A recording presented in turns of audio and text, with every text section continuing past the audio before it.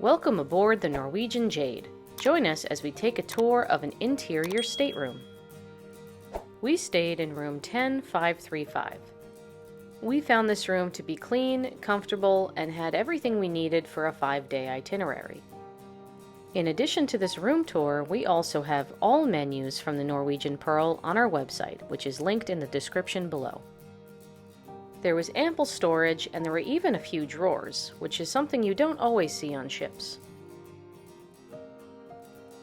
Make sure to ask your room attendant to clear the fridge so you don't get charged for any missing or moved items.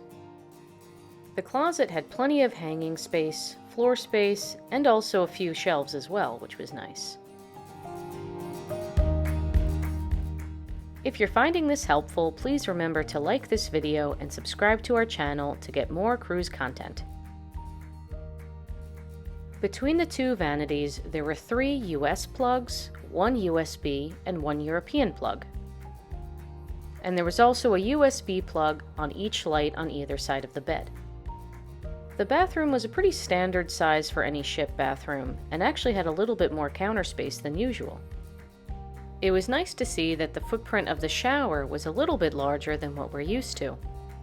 Shampoo and body wash are provided, so if you need to use conditioner, make sure to bring your own. For Do Not Disturb and other room notifications, make sure to turn the wheel outside your door. On shorter itineraries, we prefer to stay in interior staterooms.